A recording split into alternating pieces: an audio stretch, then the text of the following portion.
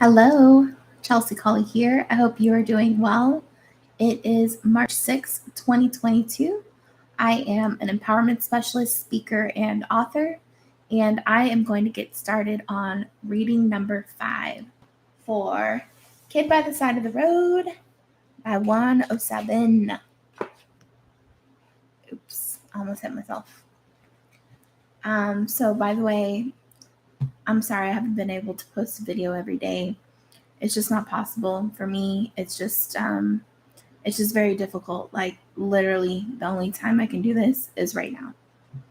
So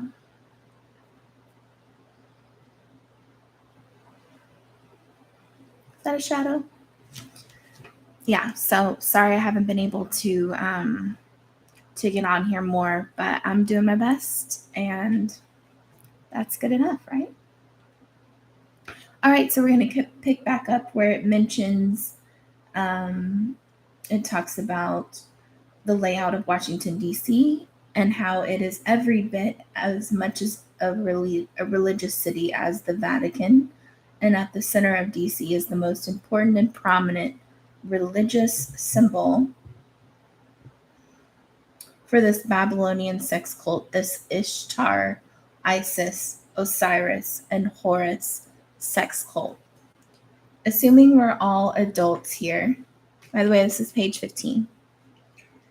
The Washington Monument is from their symbology representing Osiris's missing penis, which Isis fashioned out of stone to have sex with Osiris' corpse.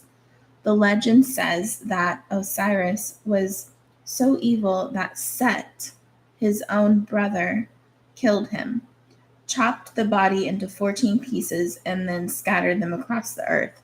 Isis was Osiris and Set's mother.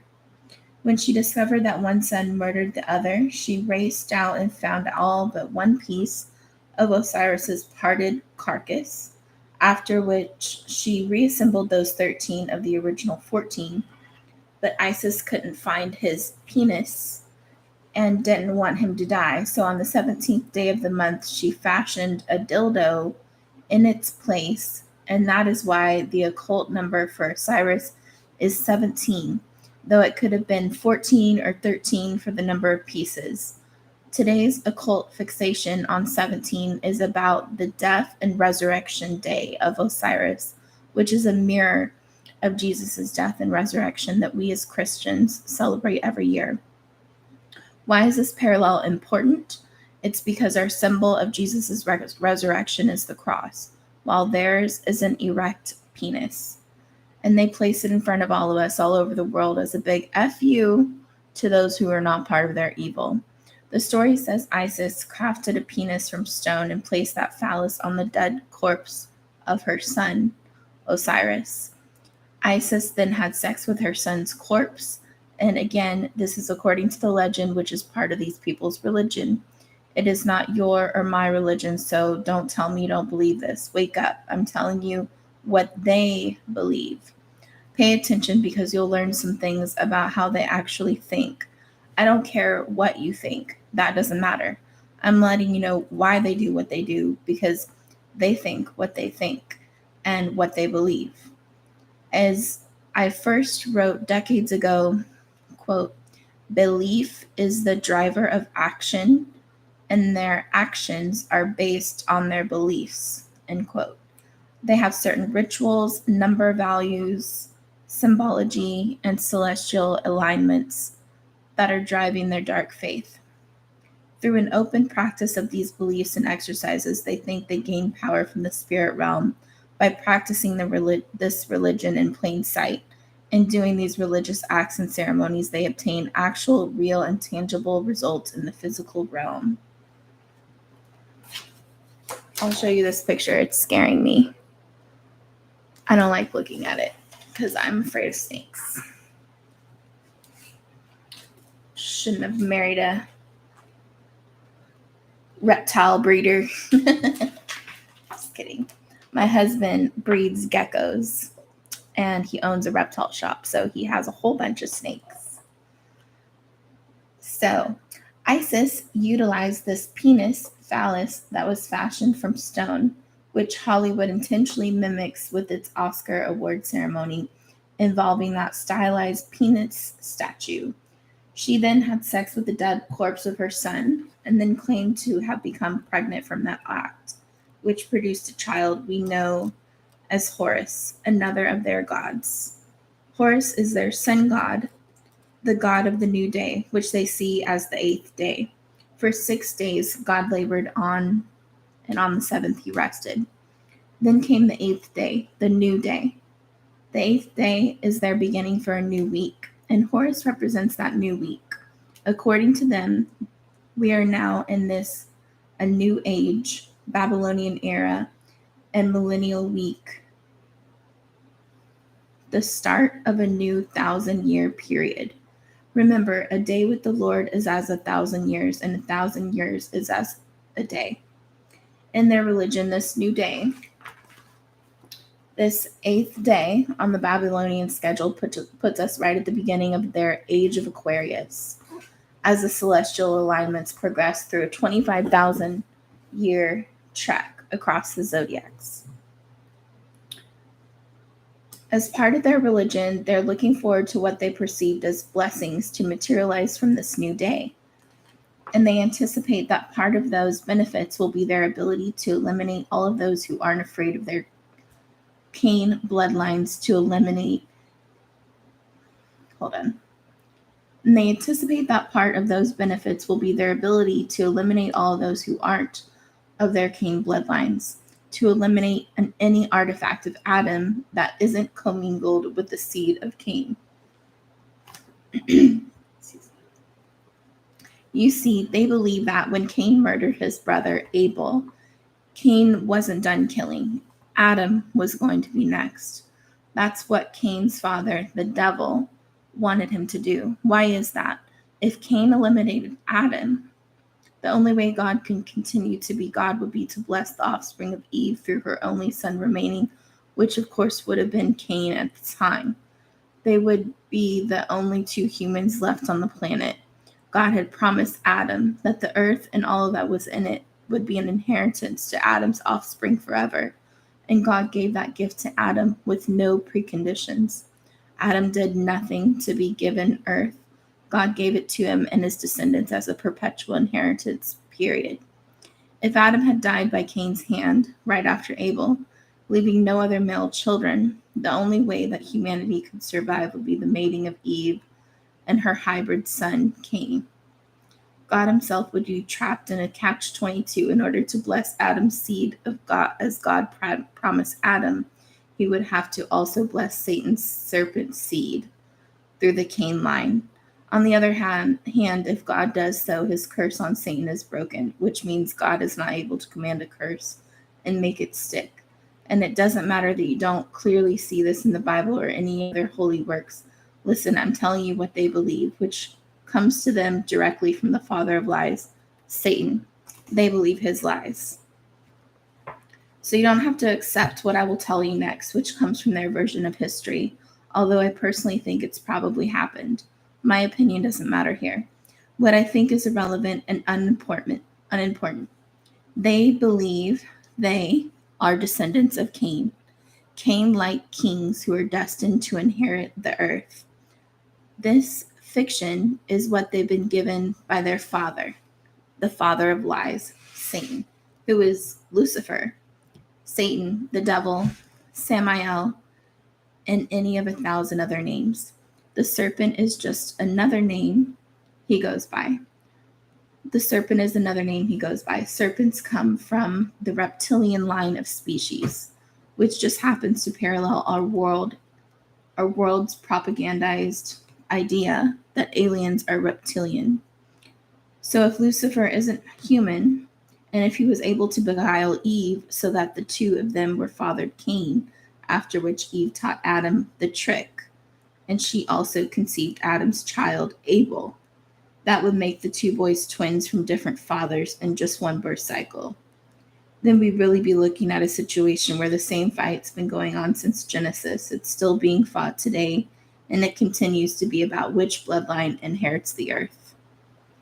I'm going to read that paragraph just one more time. The serpent is another name he goes by. Serpents come from the reptilian line of species, which just happens to parallel our world's propagandized idea that aliens are reptilian. So it's fake that the idea of aliens being reptilian. That makes sense to me. So if Lucifer isn't human, and if he was able to beguile Eve so that the two of them fathered Cain, after which Eve taught Adam the trick, and she also conceived Adam's child, Abel. It says, after which Eve taught Adam the trick. Is that having sex? Is that what?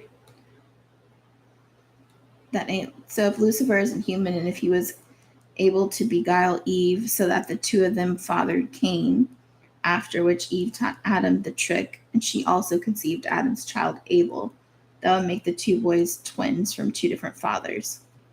You can't have twins from two different fathers. What are you talking about? In just one birth cycle.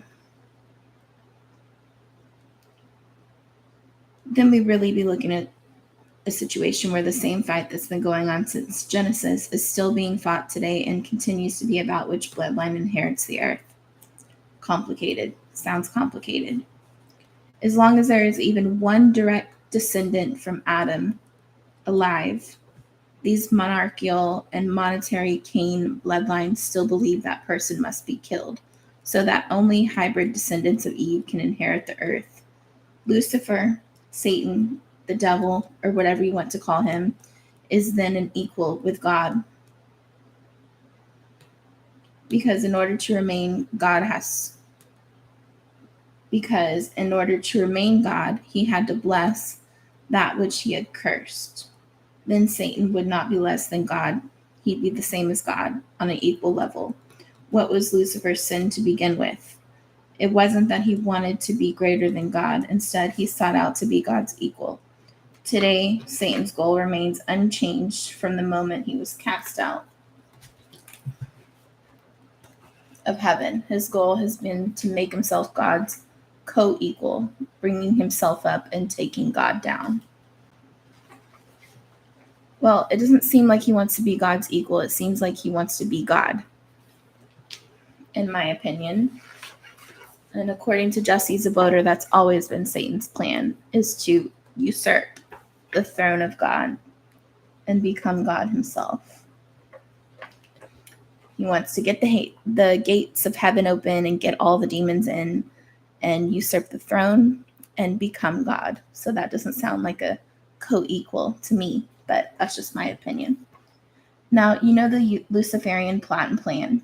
It doesn't matter if it can't happen. The idea is evil, twisted, chaotic, and the very definition of insanity. Yet so many people want to argue against the threat of that information just by dismissing it as unworkable because certain scripture tells us it can't happen.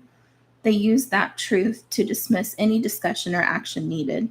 They say, hey, God wins in the end and Jesus is coming back to wipe them all out. But those sentiments are missing the point. These Satanists have an insane mission, which was deranged from the moment it came into the devil's mind. No one can logically explain it. Asking me or anyone else to make sense out of evil is one of the stupidest requests possible. 107, stupidest is not a word. Isn't the misspelling important? Is this an important misspelling? Because stupidest is not a word. Hell is a place where reason does not exist. There is no logic behind insanity, confusion, and chaos.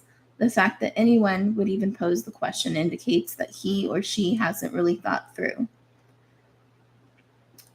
Says anyone would even pose the question. Hasn't really thought it through. God is watching. He allows evil for a season, but will not allow evil to win in the end. It is against the very nature of the Almighty. The Canaanite weeds will be pulled and burned in the end-time harvest. Getting back to our modern-day situation with these evil masters who seek to take over and control the whole world, They've been working their scheme for a very long time, and it includes the intent to wipe out much of the Earth's population. What message did they present to us on those gigantic slabs of granite they had erected in 1980? Their Georgia Guidestones. On the Georgia Guidestones, it says, maintain humanity under 500,000 in perpetual balance with nature. I should have been showing all the pictures the whole time, sorry.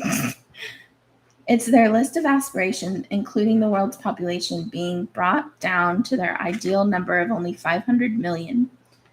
Well, there are over, did I say 500,000? I meant 500 million. Well, there are over 7 billion of us on the earth now. So you do the math. That means 13 of every 14 people alive on our planet would need to die in order for them to accomplish that sinister goal. How could they do it? Probably in just a few generations. One way would be to slowly implement population controls by deciding who's worthy of children. They'd pick the winners and losers. Of course, the chosen would come from only the purest of the bloodlines. Put yourself in their red shoes. Will they willingly wait for us to die out naturally? These people and their father, Satan himself, can't wait for normal attrition because their nature is as murderers that want blood sacrifices. Satan is not only the father of lies, but also the father of murder, which explains how these evil worshippers of Lucifer think. Seeking a good harvest or other favor from their God, they willingly sacrifice children and even babies to him. Can you imagine that? People get rightly upset when looking at the evil perpetrated by Catholic priests and their leadership. But along with that, there's another aspect of world religions that is upsetting. We need to speak out against the action of certain Jewish factions. Yet, when we do call out the corruption of either, some tell us, hey, you can't say that. But I want to let them know that one of the most damnable, depraved nations on the planet during the Old Testament times was the nation of Israel. Do today's people know that? And is it true? How did that happen? How could that be? And what am I talking about? Is my claim sacrilege? No, it's biblical. So he's saying one of the most damnable, depraved nations on the planet during Old Testament times was the nation of Israel. So I'll just read a little bit. I'll read the rest of this page. Where were the worship centers for the pagan gods, Baal and Moloch? Those were in the cities on the hills around Jerusalem. And what was their detestable practice? They sacrificed children. We have the scriptures, including the Old Testament with its Torah, that talked about these things. There was an evil crowd that had infiltrated Jerusalem and the Jewish culture. In fact, Asa was a king in Jerusalem who was raised from a young child in the royal court. His mother was a queen and father a king. Upon his father's death, Asa became king. And what went on with that royal group of people? Well, a few generations earlier, King Solomon had taken on foreign wives, a lot of them. Solomon had 700 wives and 300 concubines. Even as the wisest man on earth, he allowed his wives to bring their foreign gods and evil worship practices with them to Jerusalem. And what was one of the items they contributed to Solomon's household? They brought their phallic symbols to honor Osiris, as well as Ishtar, Isis, Venus, Easter, or whatever name you want to use for Isis, who is the god of 1,000 names. It's the same god, with the story only varying a little bit from culture to culture, but involving this theme of the mother and child relationship. Their perverted ideal was that Eve would continue conceiving children by Cain after Adam's death in order to continue the human hybrid line. Why Cain instead of Satan from that point on? After the garden, the serpent was made to crawl in the dust with a changed body. as well as altered DNA, and no further ability to interbreed. So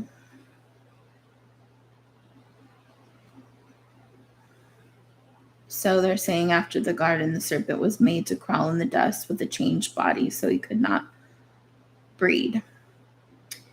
In this seed war, just as Cain was on his way to kill Adam, the satanic plan is to kill every human not commingling with the blood of the serpent, and thereby inherit the earth with all of God's blessings.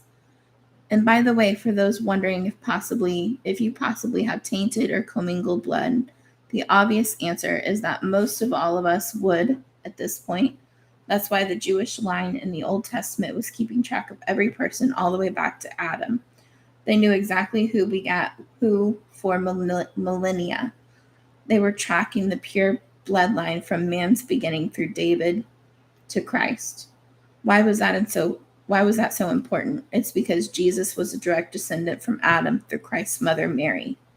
And when Jesus died on the cross, that messianic message and contention is that his blood is able to save us from our sins, able to cleanse us from all sins. Well, what was that original sin? It began with the commingling of the human DNA with the serpent's DNA.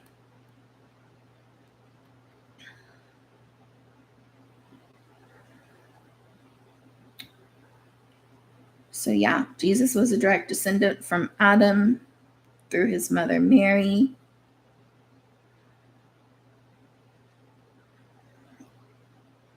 And then it begins to talk about Noah. So we will hold off on that point. 18.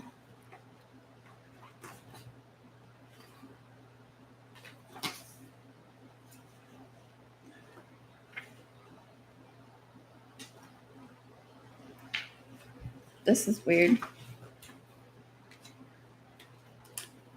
So this is page 16. And then page 17 is not 17, it's 107. And then page 18 is page 18. And then page 19 is page 19.5. So it goes 16, 107, 18, 19.5, 20, 21. Strange. Wonder what that's about.